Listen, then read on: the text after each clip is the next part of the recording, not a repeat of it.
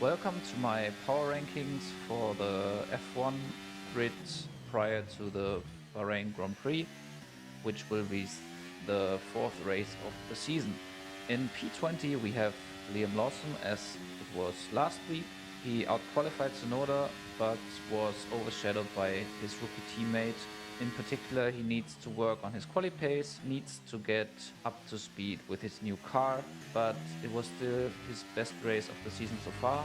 But in a grid of 20 drivers, it's not good if this race is P17.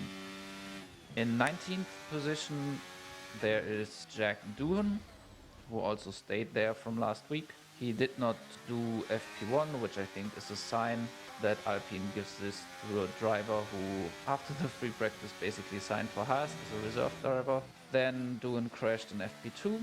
He's producing a lot of damage, which has to be considered for the budget cap.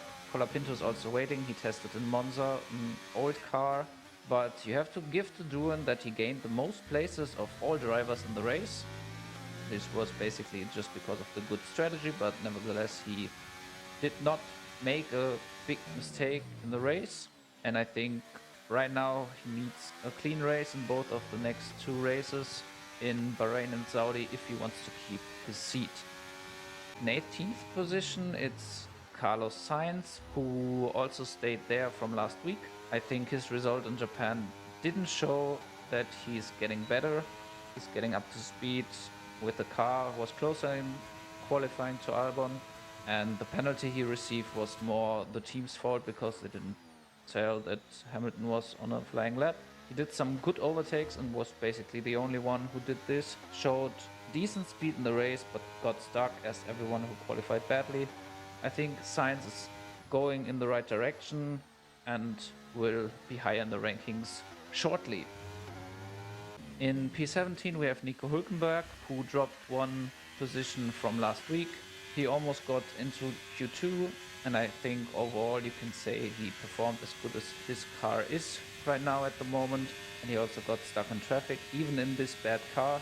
But for me, Bortoleto is still too close in qualifying for the point they both are in their particular careers. So I think Hülkenberg has to show that he's still a good qualifier like he did last season in the Haas.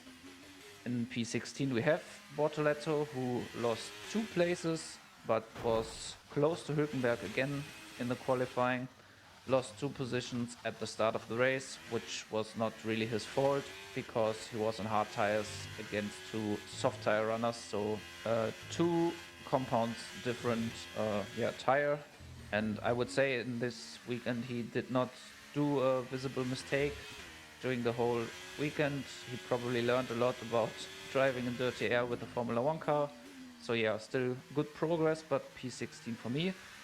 And P15 is Fernando Alonso, who was the first driver who gained a few positions in the ranking. He climbed up 2 places. He basically had his first clean race of the season. He performed as we expect from him to perform.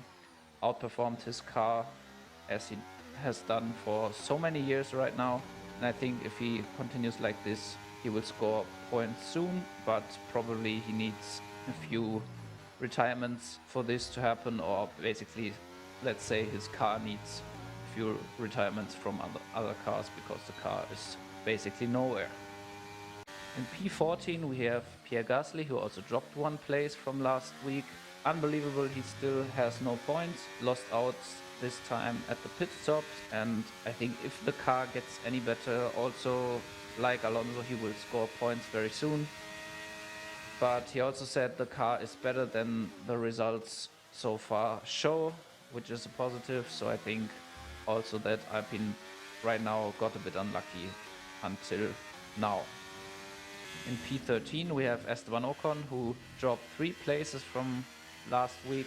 I think basically he messed up his whole weekend in the qualifying and he took the consequences as many other drivers did. I think he needs to perform a bit more consistently, but also we have to remind ourselves that he's still in a new car and he obviously lacks a bit of understanding of this new car. But all in all, he needs to make sure his rookie teammate does not outperform him so consistently as he is beginning to do right now. P12 is the biggest loser of this week, and it's Lance Stroll, who dropped 5 places from last week. I think, as we said last week in the ranking, he is getting back to normal, had by far his worst race of the season. Tried a different strategy because basically he was so slow, but it did not work at all. Needs to perform like the first 2 events of the season for the next races, and if he does so and Alonso performs like he did in Japan, they have a pretty good lineup.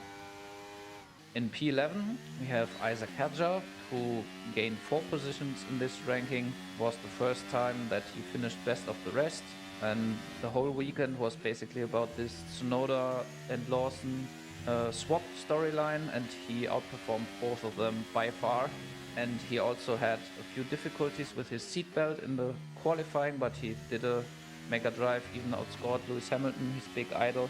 I think I said last episode he needs a clean race, and he delivered just that. And if he continues to perform like this, he has a really bright future ahead, or Red Bull will mess up his career as they did with so many others, but hopefully not.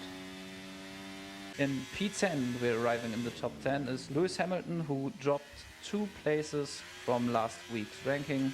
I think he was nowhere speed-wise compared to Charles Leclerc, which indicates that he still needs to understand the car, but we have to allow him to have these results at this point. Ferrari is also probably only 4th fastest car right now, so I think, yeah, the P7 is exactly where they should be, and we need to have a bit of time until the Hamilton factor can count in the rankings. But he needs to be careful to not miss Q3 in the upcoming races, because if he's already P7 or P8 he was in the qualifying, he's pretty close to that 10th spot, just needs to be careful there. In P9 we have Yuki Tsunoda, who dropped 3 places from last week after the swap from VCARB to Red Bull.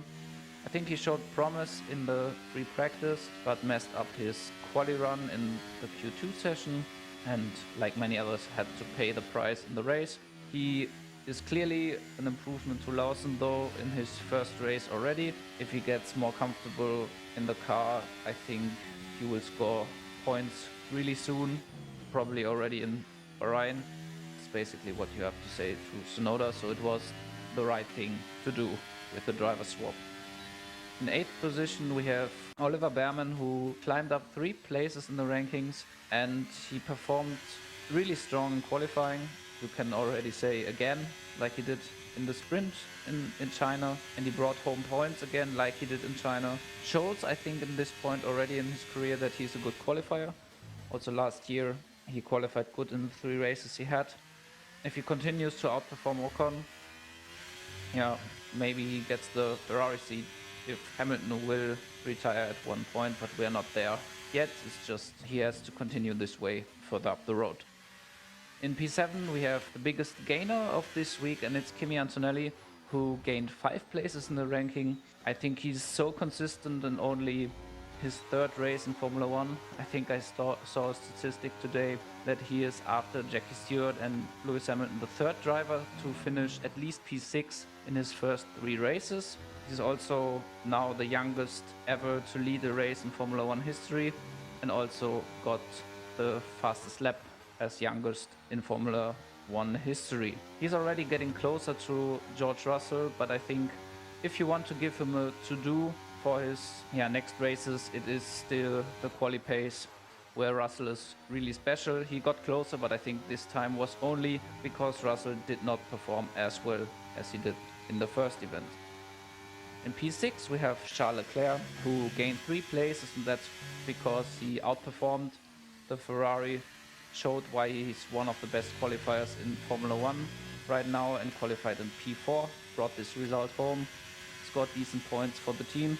And he also said they found something with the setup, so gives hope for the next races. But for further climbing, I think he needs to depend on the car. In P5 we have Alex Albon, who dropped 1 point in the rankings, but not due to his own achievements. He continues to score points and outperform his teammate right now at Williams. I called him king of the midfield last week. I still would consider him this, and he would have done even better if it really rained in Japan, which it didn't. Williams seems to be strong on every track so far this calendar, and he needs to just keep up with the performances he had until now. George Russell is in P4, and he was in the lead last week. Dropped 3 places. Did probably, or not probably, he did the worst quali session so far in the season. Yeah, for the race, most important qualifying so far in the season. Still got some solid points and finished where the Mercedes should be in the ranking. I think he did P5, which is very consistent, and that's why he's the best driver who didn't win a race so far this season in this rankings, because the 3 race winners we had until now are in the top 3, and P3 is Lando Norris, who gained 2 places.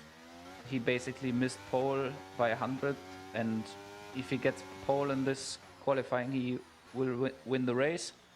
He did nothing wrong during the weekend. Yeah, took a chance at the pit exit after the pit stop, which didn't work. But also I think Piastri seemed a bit faster during the race, especially in the last stint, so he has to look into this. Piastri is in P2, who also gained 1 place. I think he was the fastest in qualifying, but did not put all his sectors together to a perfect lap. I think he showed right now over the 3 races that he improved versus Lando Norris in comparison to last year, especially in race pace. So I think, yes, he is a threat for the Drivers' Championship this year if he continues like this. But right now in P1 is the person who was P2 last week, but gained 1 place, is Max Verstappen. I think he should not have got pole and the race win in this car, and he should not be just 1 point behind the championship lead right now.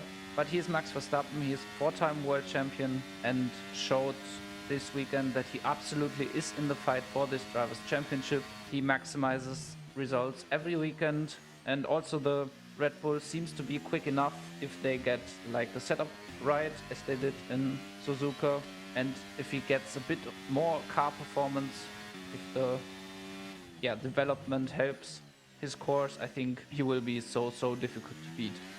So this is my rankings before the Bahrain Grand Prix. We will have another race after Bahrain in a week, so then we have Saudi, and until then I will also update these rankings. So thank you for listening, and see you next week.